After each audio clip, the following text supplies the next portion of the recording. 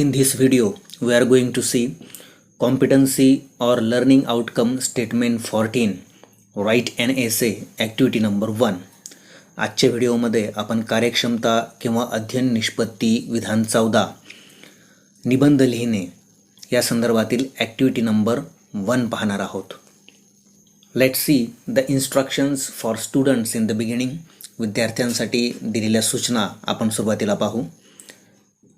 Instruction 1 पहिली सूचना आहे, revise paragraph writing and it's process. परिच्छेद लेखन आणि परिच्छेद लेखनाची प्रक्रिया काय आहे त्याची उजळणी करा. इन्स्ट्रक्शन 2 दुसरी सूचना आहे, understand the extension process of essay writing. परिच्छेद लेखनाची जी प्रक्रिया आहे त्याच प्रक्रियेचं विस्तारित रूप वापरून आपण निबंध लेखनाची प्रक्रिया समजून घेणार आहोत. ती तुम्ही समजून घ्या. इन्स्ट्रक्शन 3 तिसरी सूचना आहे, start writing an essay using the given points. दिलेल्या मुद्द्यांचा वापर करून एसे लिहिण्यास सुरुवात करा. इन्स्ट्रक्शन 4 चौथी सूचना आहे, यूज द सपोर्टिंग व्होकॅब्युलरी. म्हणजे एसे लिहिण्यासाठी तुम्हाला देण्यात आलेले मुद्दे आणि आधारभूत शब्दसंग्रह यांचा उपयोग करा. इन्स्ट्रक्शन 5 पाचवी सूचना आहे, focus on punctuation and spelling. विरामचिन्ह आणि स्पेलिंग यावरती लक्ष केंद्रित करा. अँड इन्स्ट्रक्शन 6 आणि 6वी सूचना आहे, read, edit and finalise before submission. तुम्ही तयार केलेला एसे म्हणजे निबंध पुन्हा वाचा, त्यामध्ये आवश्यक ते बदल करा आणि नंतर त्याला अंतिम स्वरूप द्या. Now see the learning activity. आता लर्निंग ॲक्टिव्हिटी पहा. What you are expected to do in the learning activity, you must understand it. या ॲक्टिव्हिटीमध्ये तुम्ही काय करणं अपेक्षित आहे हे तुम्ही समजून घ्या. Developing the points into sentences. तुम्हाला काही मुद्दे दिले जातील, त्या मुद्द्यांचं वाक्यामध्ये रूपांतर करा. Developing sentences into paragraphs. तयार केलेल्या वाक्यांपासून परिच्छेद तयार करा. You must have paragraphing sense. म्हणजे जे परिच्छेद तयार केलेले आहेत त्या परिच्छेदामध्ये सुसूत्रता असू द्या. And essay writing. आणि नंतरच तुम्ही अशा पद्धतीने तुमचा एसे लिहा. Now we will see solved activity or demo section. आता आपण सॉल्व्ड ॲक्टिव्हिटी किंवा डेमो सेक्शन पाहणार आहोत. But here you must remember the process of paragraph writing. परिच्छेद लेखनाची जी प्रक्रिया आहे ती तुम्ही या ठिकाणी लक्षात घ्या. You must revise it. त्याची उजळणी तुम्ही या ठिकाणी केली पाहिजे. Now you can see the picture of the process of paragraph writing on the screen. आता स्क्रीनवरती तुम्हाला परिच्छेद लेखनाची प्रक्रिया दर्शवणारे चित्र दिसत आहे. These are the 4 steps of writing the paragraph. परिच्छेद लेखनाच्या या 4 पायऱ्या आहेत. First step is planning. यातली पहिली जी पायरी आहे ती आहे प्लॅनिंग म्हणजे नियोजन करणे. Here you collect the proper points. या पायरीमध्ये तुम्ही योग्य मुद्द्यांचं संकलन करा. You arrange those points in proper order. आणि त्या सर्व मुद्द्यांचा योग्य क्रम लावा. So that you can organise your ideas better. म्हणजे तुम्हाला तुमच्या कल्पनेचं व्यवस्थित नियोजन करता येईल. तुमच्या कल्पना तुम्हाला व्यवस्थित मांडता येतील. The second step is drafting. दुसरी जी स्टेप आहे ती आहे ड्राफ्टिंग. म्हणजे तुम्हाला या ठिकाणी कच्चं लेखन करायचं आहे. This is the first version of your writing. You will write your essay with the help of the points you have been given. तुम्हाला जे काही मुद्दे दिलेले आहेत त्या मुद्द्यांच्या आधारे तुम्ही परिच्छेद तयार करणार आहात आणि हे तुमचं कच्चं लेखन असणार आहे. The third step is editing. तिसरी जी स्टेप असणार आहे ती असणार आहे एडिटिंग म्हणजे संपादन करणे. म्हणजे या ठिकाणी काय अपेक्षित आहे तर here you make necessary changes in your writing. तुम्ही या ठिकाणी जे काही कच्चं काम केलं आहे, या कच्च्या कामामध्ये तुम्हाला आवश्यक तो बदल करायचा आहे. You can make changes in spelling, grammar और पंक्च्युएशन. मग तुमचे स्पेलिंग चुकले असेल तर त्या स्पेलिंगमध्ये तुम्ही बदल करा. काही व्याकरणाच्या रचना चुकल्या असतील तर त्यामध्ये बदल करा. विरामचिन्ह द्यायची राहिली असतील किंवा चुकीची वापरली असतील तर त्यामध्ये तुम्ही बदल करू शकता. And the fourth and last step is final version. आणि आपली शेवटची ही चौथी पायरी जी असणार आहे ती असणार आहे final version. When you have completed the first 3 steps then you can finalise your essay. जेव्हा तुम्ही या पहिल्या 3 पायऱ्या पूर्ण केलेल्या असतील त्याच वेळी तुम्हाला तुमचा जो एसे आहे, जो निबंध तुम्ही लिहिला आहे, त्याला अंतिम स्वरूप तुम्हाला देता येईल. This is the process wheel of writing the paragraph. परिच्छेद लेखनाचं हे एक प्रक्रिया चक्र आहे जे प्रोसेस लेखनाची प्रक्रिया स्पष्ट करते. Now today we are going to extend this process and write an essay. आज आपण हीच प्रक्रिया आणखी विस्तारित स्वरूपात पाहणार आहोत आणि एक निबंध लिहिणार आहोत. You have to write an essay on the topic importance of online education. Importance of online education या टॉपिकवरती तुम्हाला आज एक एसे म्हणजे निबंध लिहायचा आहे. As we have seen the 4 steps of writing the paragraph, what will be our planning. आपण ज्या पद्धतीने 4 पायऱ्या पाहिल्यात त्याचा जर विचार केला तर आपलं प्लॅनिंग काय असणार आहे. तर these are the points which have been given for you. तुम्हाला या ठिकाणी 5 मुद्दे देण्यात आले आहेत. You can use these points and the supporting vocabulary provided for you.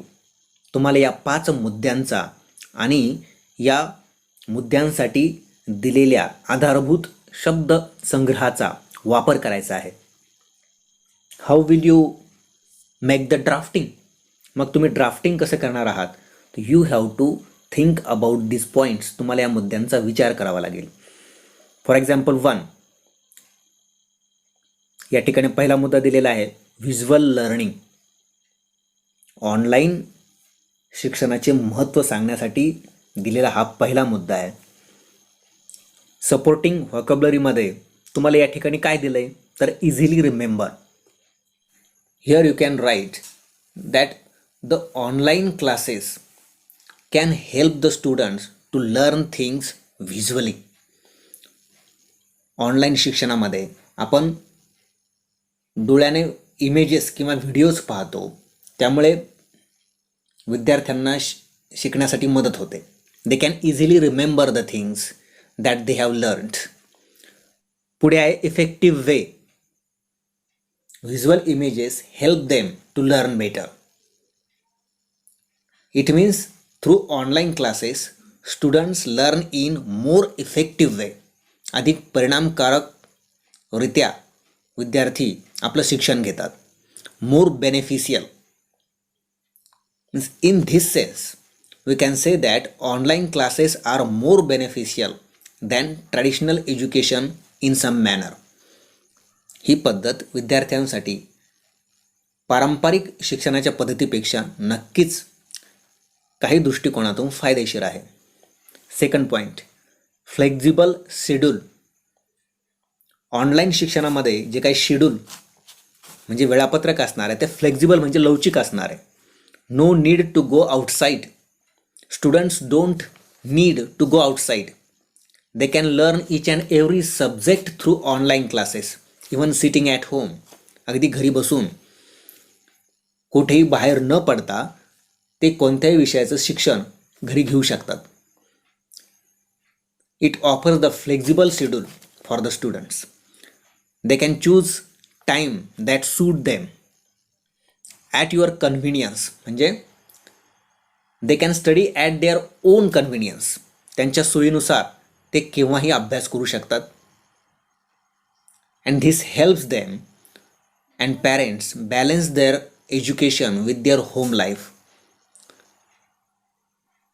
This online classes save their time and money of travelling. त्यांचे पैसेही या ठिकाणी वाचू शकतात आणि प्रवासाचा खर्च देखील वाचू शकतो. Next point, learning at your own pace. Pace म्हणजे स्पीड, गती. विद्यार्थी आपली स्वतःची गती वापरून शिक्षण घेऊ शकतात. इच स्टुडंट्स लर्न्स डिफरंटली, कारण प्रत्येक विद्यार्थी वेगळ्या पद्धतीने शिकत असतो. In the online learning children have freedom to learn at their own pace. त्यांना त्यांच्या गतीने शिकता येतं. And it gives them delight. आणि ते त्यांच्या स्वतःच्या गतीने शिकत असताना त्यांना एक प्रकारचा आनंद मिळतो. Repetition means they can repeat the videos any time till they understand it. त्यांना जोपर्यंत समजत नाही तोपर्यंत ते व्हिडिओ पुन्हा पुन्हा पाहू शकतात. Skipping familiar things possible. They can skip some videos. काही व्हिडिओ ते स्किप करू शकतात, टाळू शकतात. If they are familiar with it. जर त्या व्हिडिओमधून मिळणारं ज्ञान त्याच्याशी ते परिचित असतील तर ते टाळू देखील शकतात. There is no pressure on them. त्यांच्यावर कोणत्याही प्रकारचा प्रेशर, दबाव नसतो. Fourth point, improves self discipline. स्वयंशिस्त आपोआप निर्माण होते, त्यामध्ये सुधारणा होते. Nobody tells about assignments. Online शिक्षणामध्ये विद्यार्थ्यांना कोणी सांगत नाही. There is nobody like teacher or friend who tells them that their assignment is due. त्यांना आता गृहपाठ पूर्ण करायचा हे सांगायला कोणीही नसतं. Participation is दिअर्स.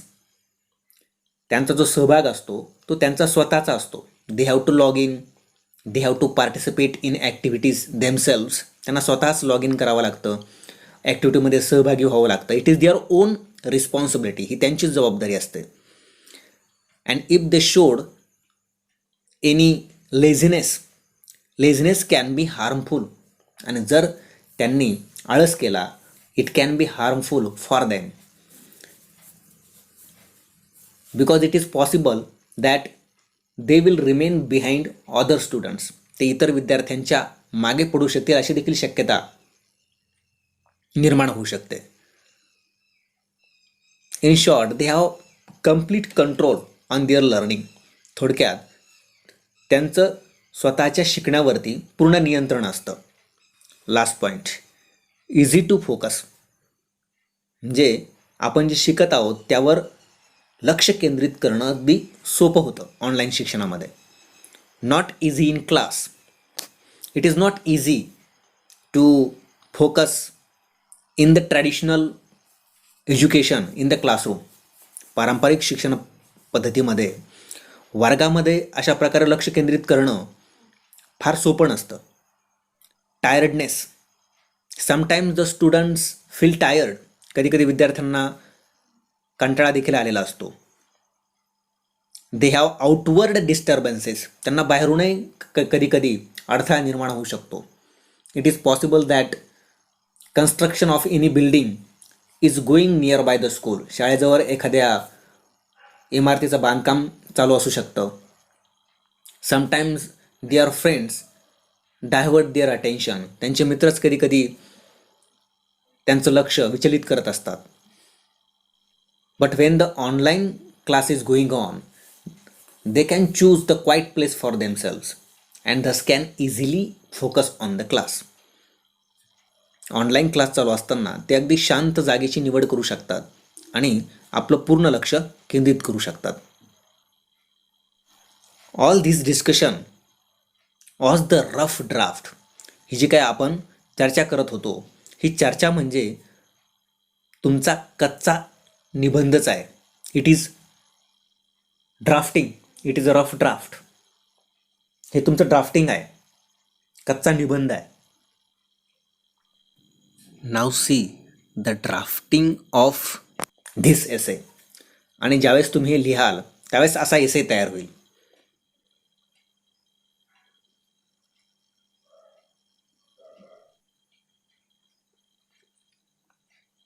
This is just a model essay. हा फक्त निबंधाचा एक नमुना आहे. You can write your own essay. तुम्ही तुमचा स्वतःचा निबंध लिहू शकता. Then the next step is editing. पुढची जी आपली पायरी असणार आहे ती असणार आहे editing. Means you have to make the necessary changes. If there are any spelling mistakes, if there is any mistake in grammar or punctuation, you can make the necessary changes. जर यामध्ये स्पेलिंग बाबत किंवा grammar बाबत, punctuation marks बाबत जर काही चुका असतील तर त्या तुम्ही या ठिकाणी दुरुस्त करू शकता. And when you have made all this necessary changes, जेव्हा तुम्ही हे सर्व आवश्यक बदल केलेले असतील, when you have completed the first 3 steps, then your final version will be ready. आणि जेव्हा या 3ही पायऱ्या तुम्ही पूर्ण केलेल्या असतील तेव्हा तुमचं फायनल व्हर्जन म्हणजे निबंधाला अंतिम स्वरूप प्राप्त झालेलं असेल. Now see the evaluation section. आता आपण इव्हॅल्युएशन सेक्शन पाहू. Here you have to write an essay on my father a hero. Use the points given below. या सेक्शनमध्ये तुम्हाला माय फादर अ हिरो या विषयावरती एक निबंध लिहायचा आहे आणि त्यासाठी खालील मुद्द्यांचा वापर करायचा आहे. दिलेले मुद्दे आहेत his duties and role in my life, म्हणजे वडिलांची कर्तव्य आणि त्यांची तुमच्या जीवनातील भूमिका किती महत्त्वाची आहे त्याबद्दल या ठिकाणी लिहिणं अपेक्षित आहे. हिज सॅक्रिफायसेस, तुमचे वडील तुमच्या कुटुंबासाठी कोणता त्याग करतात त्याविषयी या ठिकाणी लिहिणं अपेक्षित आहे. ही इज अ सिव्हिअर, कशा पद्धतीने ते तुमचं वेगवेगळ्या मार्गांनी रक्षण करतात ते या ठिकाणी लिहिणं अपेक्षित आहे. And the last point, he is a friend. तुमचे वडील हे तुमच्यासाठी एका मित्राप्रमाणे आहेत. ते कसे आहेत ते या ठिकाणी तुम्ही लिहिणं अपेक्षित आहे. You write the essay by using the 4 steps or the process fill we have seen. त्या 4 पायऱ्यांचा किंवा परिच्छेद लेखनाच्या प्रक्रिया चक्राचा वापर करून तुम्ही हा निबंध लिहा. You write this essay in your notebook. आपल्या वहीमध्ये तुम्ही हा निबंध लिहा. By doing this activity you will learn how to construct the sentences while developing an essay. ही ॲक्टिव्हिटी करून तुम्ही एसे लिहित असताना वाक्यरचना कशा कराव्यात हे शिकणार आहात. You will also learn to take part in essay competition. निबंध स्पर्धेमध्ये भाग घेण्यास देखील तुम्ही शिकणार आहात. And you will also learn how to write in own words and own handwriting in English. कशा पद्धतीने स्वतःच्या शब्दांमध्ये आणि स्वतःच्या हस्ताक्षरामध्ये इंग्रजी लिहावं हे तुम्ही शिकणार आहात. Thank you for watching this video.